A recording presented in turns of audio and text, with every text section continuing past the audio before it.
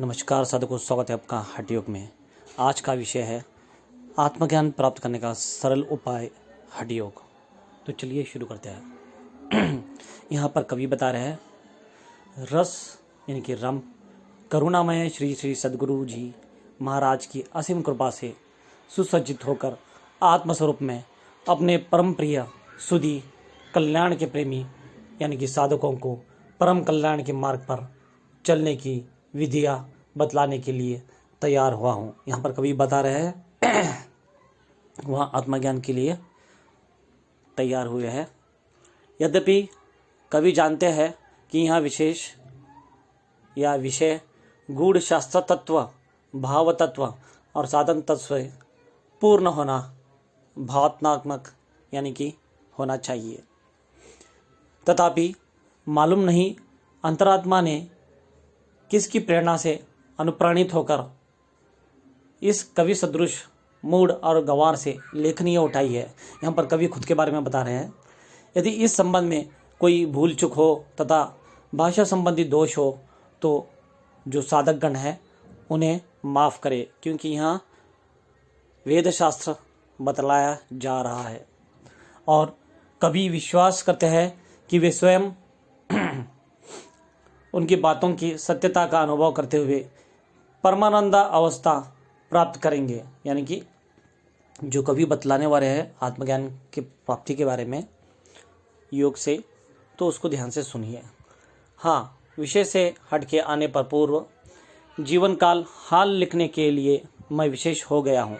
अभी कवि उनके आगे का बता रहे हैं, क्योंकि पहल मुझे विशेष कष्ट उठाना पड़ा था, जिससे सामने रखने से आगे की बातों का यथार्थ मूल प्रकट होने में बहुत कुछ सहायता मिलेगी।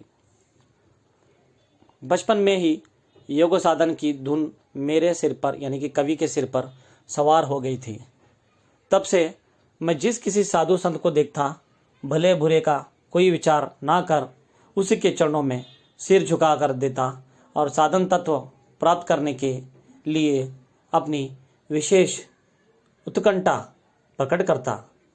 उन साधियों के सामने जब कभी भी कवि देखते तो वहाँ आतुरता से पूछते आत्मज्ञान के बारे में। उस समय मेरी हालत ऐसी हो गई थी कि किसी विषय पर विचार करने की शक्ति मुझ में नहीं थी तथा एक मुहूर्त भी व्यर्थ बिताना बड़ा कष्टप्रद मालूम पड़ता था। फलस्वरूप अनेक साधु संत मिले, अनेक प्रकार की साधना भी उनसे प्राप्त की थी तथा उन्हीं साधना आदि के फलस्वरूप दमा, क्षय और रक्त पित्त आदि की व्याधि से आक्रांत होकर यमराज का अतिथि बनने के लिए तैयार होने लगा। उन्हीं दिनों परम कल्याण परम पिता की आहुति के प्रभाव से योगी गुरु नामक एक सर्वज्ञ सुंदर पुस्तक अचानक मेरे हाथ लग गई। देखिए यहाँ पर क्या बता रहे हैं कवि, आगे सुनिए। उसे पढ़ने पर मालूम हुआ कि अनियमित रूप से योग साधना और प्राणायाम आदि करने से अनेक प्रकार के कठिन रोग हो सकते हैं, किंतु पवन विजय स्वरदय शास्त्र की विधि के अनुसार चलने पर साधक उन कठिन व्याधियों से मुक्त हो सकता है। तब मैं पवन विजय स्वरदय शास्त्र की विधि को अपने जीवन का एकमात्र साधन बनाकर धीरे धीरे उसके अनुसार अभ्यास करने लगा, यानी कि स्वर योग। उस पर मैंने बहुत सारे वीडियो बनाए हैं, आप चाहो तो वहाँ से जाकर सुन सकते हैं। उस पुस्तक में उस शास्त्र की अनेक अद्भुत विधियाँ मौजूद थी। आखिर साल भर के भीतर ही सब रोगों से मुक्त होकर मैंने पूर्ण स्वस्थ शरीर प्राप्त कर लिया और साथ ही साधना तत्व का भी बहुत कुछ अनुभव प्राप्त किया। देखिए स्वर योग, स्वर शास्त्र जो मैंने ऑलरेडी बहुत सारे इस पे वीडियो बनाए हैं, आप चाहो तो वहाँ पर जाकर सुन सकते हैं, समझ सकते हैं। उसके बाद जीवन मुक्त महापुरुष के श्री श्री चरण सरोरज में आत्मसमर्पण करके नियमित रूप से साधन करके अपने जीवन में अपूर्व आनंद प्राप्त किया। आज उसी साधना का थोड़ा सा अंश कल्याण के प्रेमी पाठकों के मंगल के लिए यहाँ लिखने की चेष्टा कर रहा हूँ। तो अभी यहाँ पर वह साधना क्या है जो आत्मज्ञान की प्राप्ति कराता है, सरल प्राप्ति, वो भी योग से, वो यहाँ पर बतलाने वाले हैं कवि।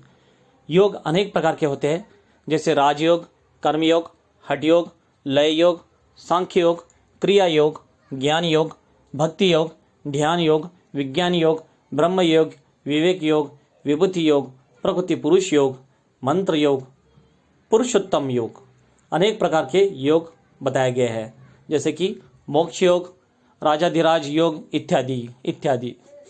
सीधी बात तो यह है कि व्यापक कर्म मात्र को ही योग कहा जा सकता है, परंतु वे सब एक ही प्रधान योग के अर्थात जीवात्मा परमात्मा के मिलने के ही अंग प्रत्यंग मात्र है।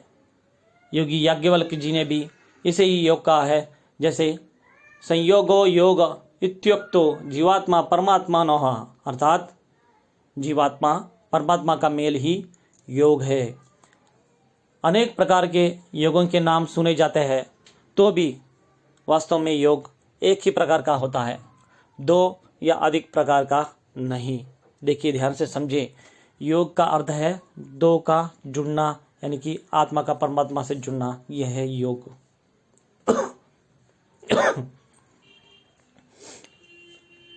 उस एक ही प्रकार के योग साधन की सोपासना स्वरूप जितनी प्रक्रिया है, वे सब ध्यान विशेष में, उपदेश विशेष में एक एक स्वतंत्र योग के नाम से पुकारी जाती है।